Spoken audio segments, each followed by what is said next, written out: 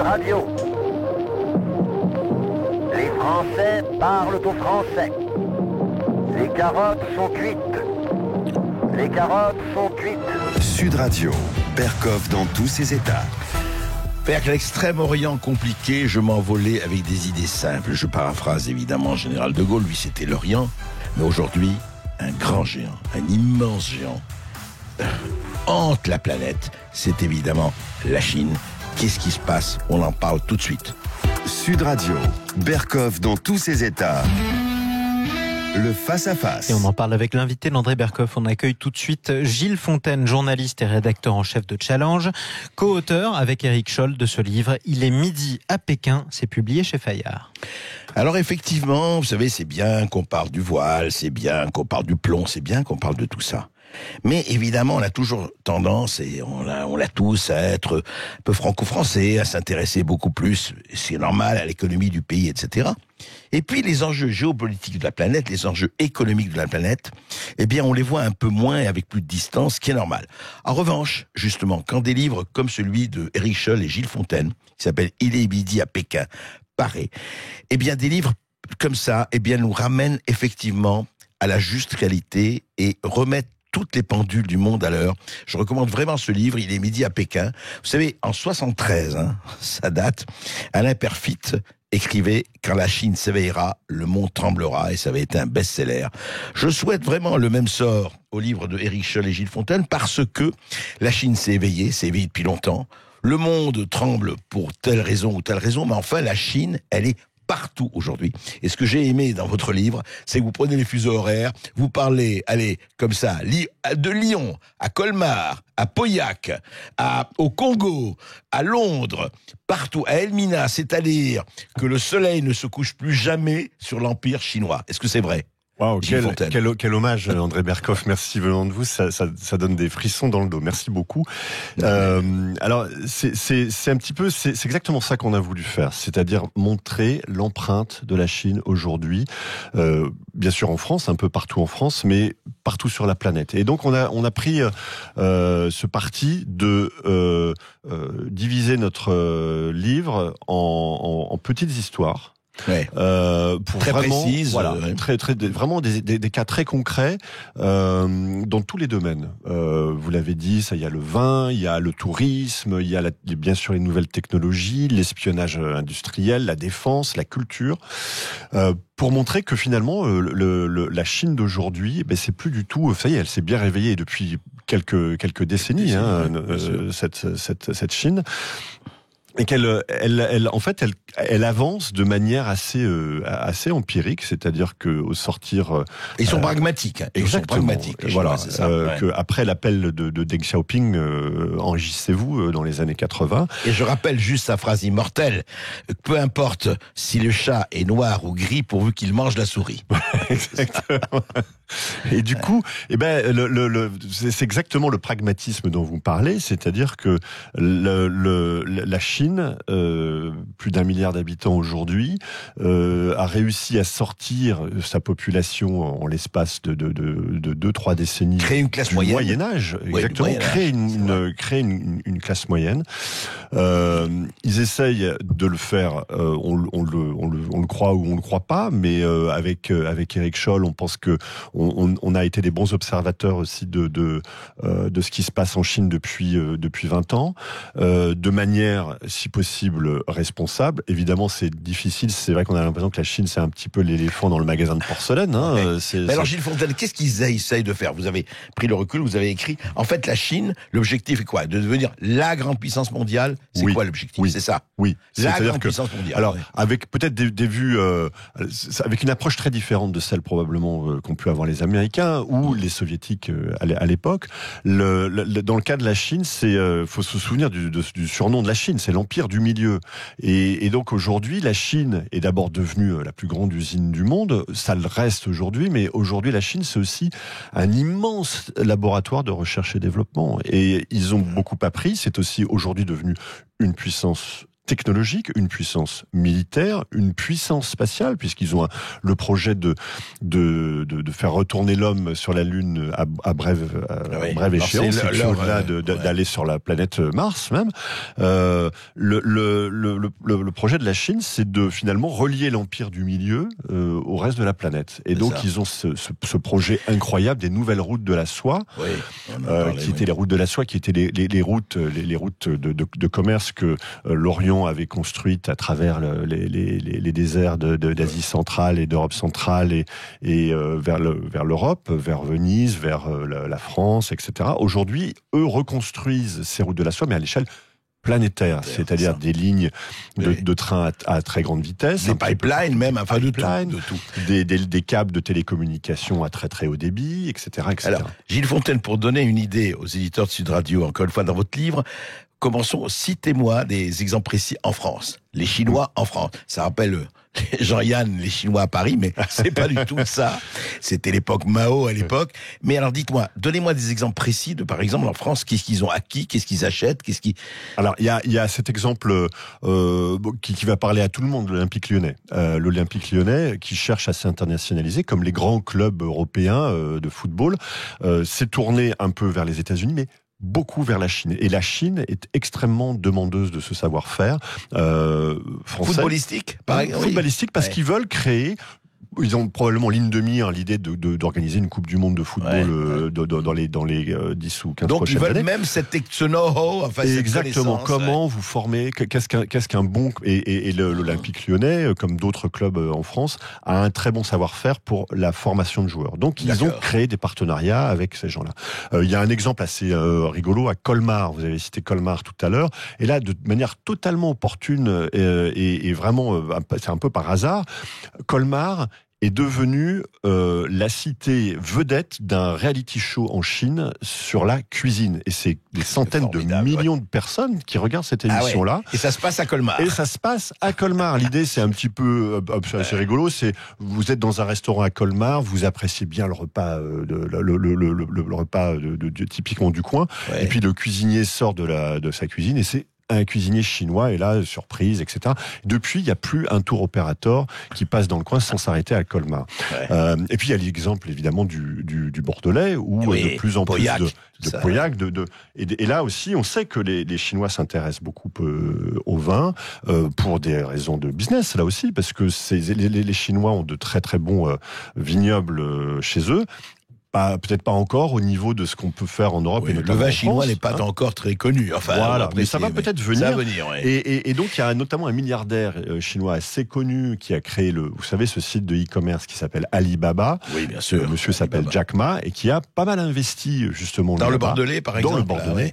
Il rachète des vignobles. Et pour vous dire que, c'est pas tout n'est toujours pas brutal. Il recevait donc un petit peu le monde qui compte à une réception dans un de ses châteaux dans le Bordelais, et puis voilà, il leur disait, vous savez, vous produisez pas du vin, en France vous produisez du bonheur, et puis il y avait quand même ce petit appel rigolo à la modération en disant ne buvez pas trop de vin parce que ce sera mauvais, de mauvais vin parce que ce sera mauvais pour le foie, ne buvez pas non plus trop de bon vin, André, parce que ce sera mauvais pour le cerveau, et puis si vous ne buvez pas de vin du tout, ce sera mauvais pour le cœur. Voilà, on voit qu'il y a quand même une part d'humanité et de poésie quelque part aussi dans ce... Mais alors Gilles Fontaine, quels sont les critères en fait? Parce que oui, vous avez cité le football, vous avez cité le restaurant de Colmar, vous citez les vins de Bordeaux.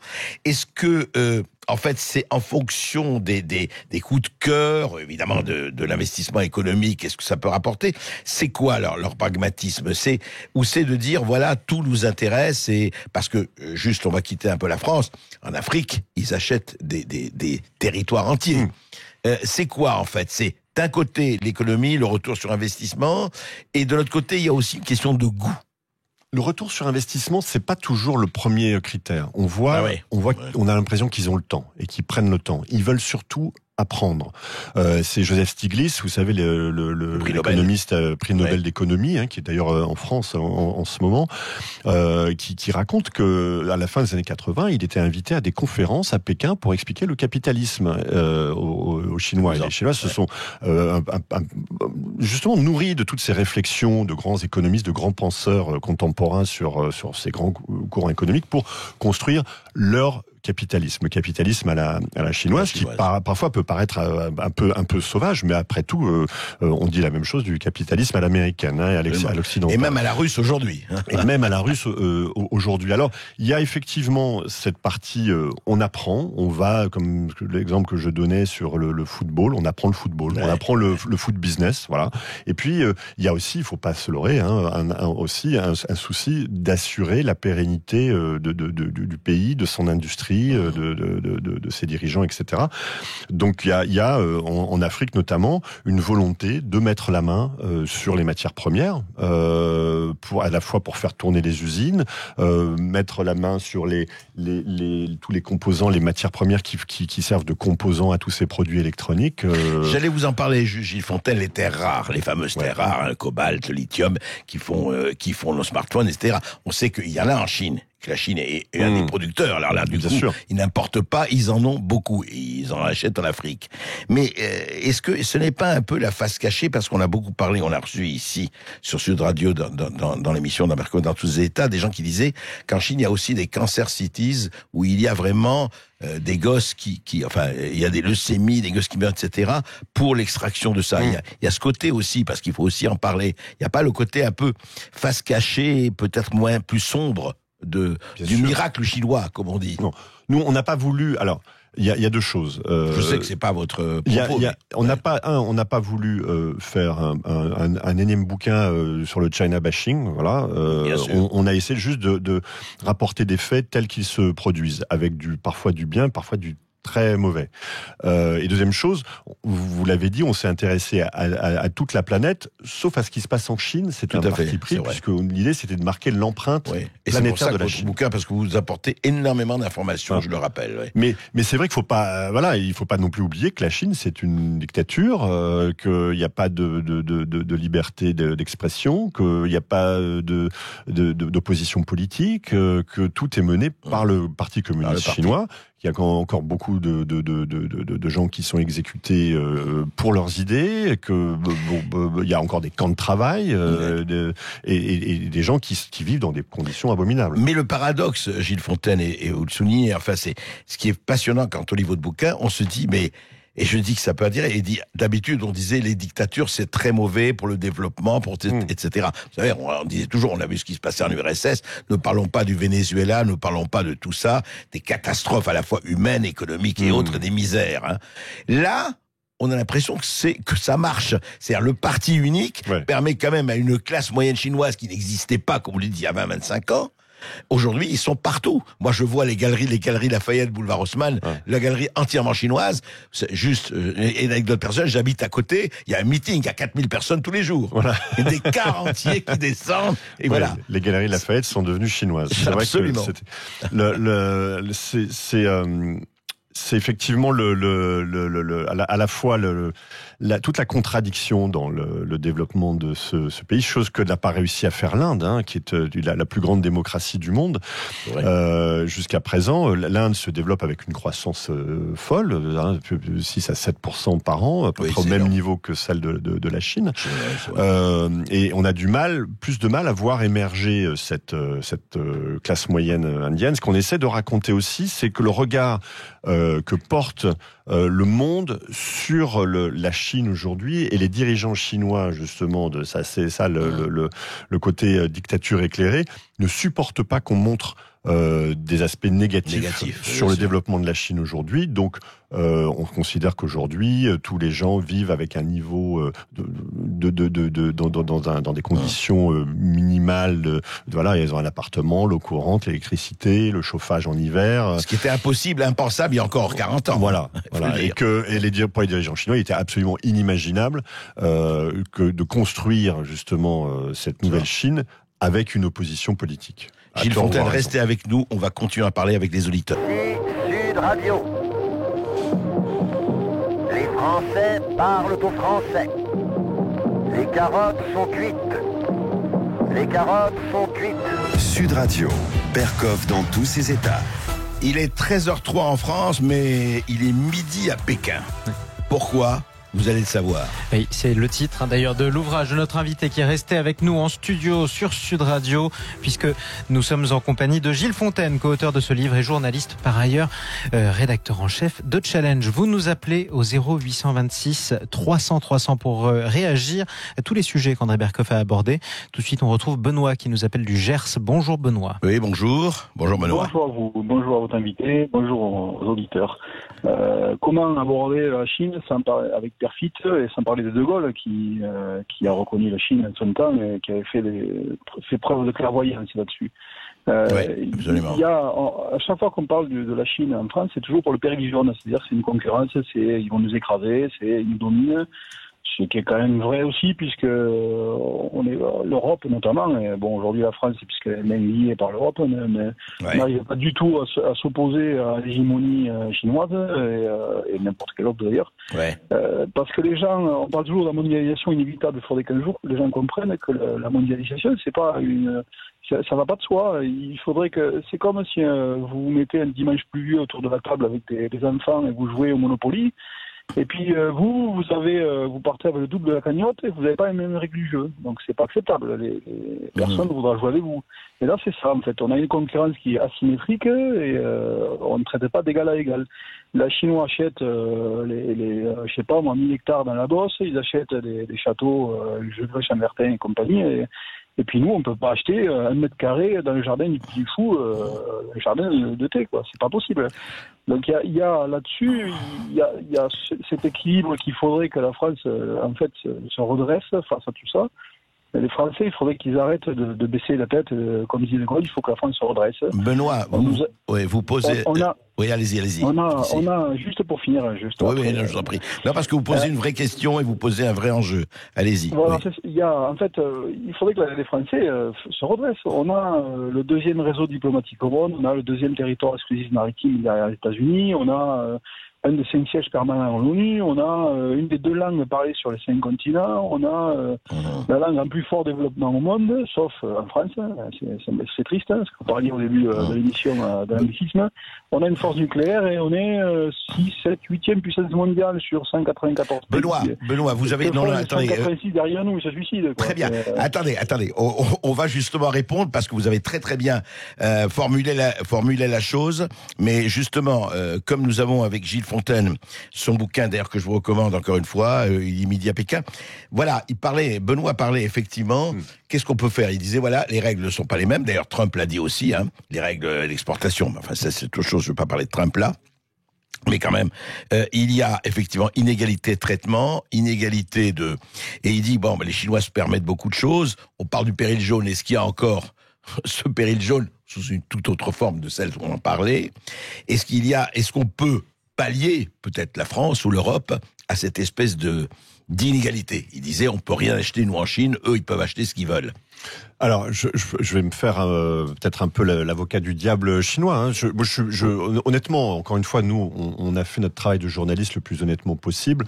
Et quand vous lisez le livre, vous voyez le bien et le mal. Je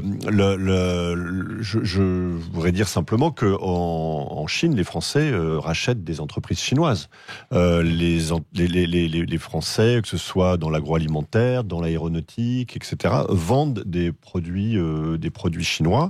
En France, effectivement, on a parlé des vignobles, on a parlé des champs de tomates, etc. Mais on voit pas demain une grande entreprise chinoise racheter Orange ou un grand groupe industriel. L'aéroport de Toulouse. Oui, mais d'ailleurs ça est un peu tombé à l'eau et finalement et on l'a voilà. Mais c'était des systèmes de concession. Mais on parle pas d'acquisition dans des grands domaines, dans des grands compartiments de jeux industriels. C'est-à-dire qu'il n'y a pas une invasion, je dirais, chinoise. Je te parle d'invasion économique. économique, bien mais sûr. pas encore. Mais je pense que ce monsieur a raison. C'est-à-dire que le combat, on a l'impression qu'il est assez inégal parce que on a la grande puissance chinoise par rapport à la petite France. Il y a 1,5 milliard et 65 millions d'habitants. Donc, hein. mais je pense que il faut peut-être aussi changer de perspective, se dire qu'aujourd'hui, de quoi qu'on en dise, le monde est multipolaire et contrairement à ce que avaient éventuellement prédit et envisagé les Américains, le monde est multipolaire, que la France sans l'Europe ne pourra pas jouer seule sa carte. Je pense que c'est mon sentiment, mais ça paraît être une évidence. Donc c'est aussi à l'Europe de se structurer. Et l'Europe a mis en place des règles qui empêchent en principe les investissements sauvages, etc. Mais on voit bien que les investisseurs chinois ont racheté le port du Pirée, que ils font de même maintenant à Gênes, que voilà, en France, pour le moment, on a réussi à mettre les barrières. Il faut voir aussi que la Chine, dans certains cas, peut jouer si on prend l'histoire du Boeing 737 Max, vous savez, ce Boeing qui s'écrase un peu trop souvent et qui est aujourd'hui interdit de vol. Les Européens, pas simplement les Français, mais les autorités de régulation européenne ont suivi les recommandations des Américains en disant on a testé l'appareil, il n'y a pas de problème. Et les Chinois ont dit pour nous il y a un problème. On a acheté beaucoup de ces avions et on n'a pas envie que certains de nos compagnies aériennes voient leurs avions s'écraser tous les 3 mois. Et finalement les Européens ont suivi effectivement l'opposition et la position chinoise. L'enjeu est mondial, l'enjeu est très important. Merci Benoît en tout cas pour votre analyse. Et vous continuez à nous appeler au 0826 300 300. Je vous rappelle d'ailleurs la triste information de cette matinée qui est donnée par le ministère de l'Intérieur. Ce sont ces 3 personnes décédées en marge en tout cas des intempéries qui ont eu lieu hier dans le sud, des victimes qui étaient originaires du Gard, de l'Hérault et des Pyrénées-Orientales d'après le ministère. Autre sujet sur lequel veut revenir Cécile qui nous appelle depuis Pau. C'est Macron. Bonjour Cécile. Oui, bonjour à tous. Oui, je voudrais revenir sur la visite de Monsieur Macron dans nos territoires d'outre-mer et notamment la façon dont il a été accueilli à la Réunion. Et j'insiste sur son mot d'accueil. Il nous dit précisément, face à ces gilets jaunes qui se sont organisés là-bas également, il dit bien que en effet la vie est très chère et que c'est parce qu'on n'a pas développé la production locale et que, écoutez bien, je cite, qu'il y a quelques-uns qui ont tout pris pour eux. Voilà. Et on l'a dit dans l'émission, on l'a entendu dans l'émission. Voilà. C'est pour ça que je voulais rebondir. Et alors il ajoute, et donc il s'agit des transports, des BTP, l'agroalimentaire, la distribution. Je veux que nous redoublions d'efforts pour lutter contre ce fléau. Très bien. Et qu'est-ce que j'apprends par le Canard enchaîné? Il révèle hier que le compagnon de Annick Girardin, qui est donc notre ministre des Outre-mer, qui est avec lui d'ailleurs pendant ses voyages, a bénéficié très bizarrement de sommes énormes et de contrats pour le gardiennage et la sécurité de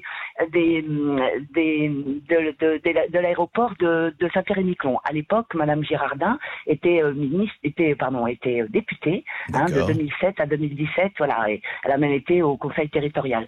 Donc ça ressemble très bizarrement à une sorte de conflit d'intérêts et c'est très curieux parce que Monsieur Macron qui dit que certains prennent tous les marchés pour eux, sa propre ministre est quand même très ennuyée par cette révélation. Alors c'est quand même plus c'est vrai que malheureusement André, vous pourriez faire des émissions entières là-dessus, mais je trouve que c'est quand même très problématique. Vous avez raison d'en parler. Les conflits d'intérêts hélas se croissent et se multiplient. C'est ça. C'est pas nouveau, mais. Et finalement, je trouve que la Macronie est quand même en prend l'eau et par conséquent, c'est pas tant pour eux. Moi, je voudrais que ça se passe mieux et que la France en bénéficie et les Français. Mais je crains que malheureusement, ce gouvernement est quand même sous le coup de beaucoup de suspicions et beaucoup d'approximations en ce qui concerne les lois et la réglementation des choses. Et je suis très inquiète. Alors, on verra ce que dira la nomination de Thierry Breton, mais voilà, ça prend un peu l'eau et je regrette beaucoup pour la France. Mais écoutez, vous avez raison Cécile, en tout cas, vous avez raison de souligner cela. J'espère que la France prendra pas l'eau avec ce gouvernement. Je pense en tout cas qu'il faut être très vigilant pour tous les gouvernements d'ailleurs, quels qu'ils soient, de quelque couleur qu'ils soient. Et effectivement, ça s'appelle la démocratie, ça s'appelle les contre-pouvoirs pour effectivement dénoncer ce qui mérite d'être dénoncé. Et vous parliez de la candidature de Thierry Breton à la Commission européenne, c'est pas encore validé d'ailleurs, hein. Il faut voir si le Parlement l'accepte aussi. C'est pas facile ces derniers temps. Merci Cécile de nous avoir appelé depuis Pau. Tout de suite on retrouve Martin qui nous appelle de Paris. Bonjour Martin. Martin, bonjour. Oui, bonjour. Et, je voulais réagir au sujet de l'attaque de commerçants dans Paris. Ah oui, le quartier de la Goutte d'Or et dans le Nord-Est, dans le 18e, etc. Oui. Ben moi, je voudrais dire une chose, c'est que notre police est complètement débordée actuellement. Ouais. Complètement. Ouais. On a baissé les effectifs. D'ailleurs, ils sont.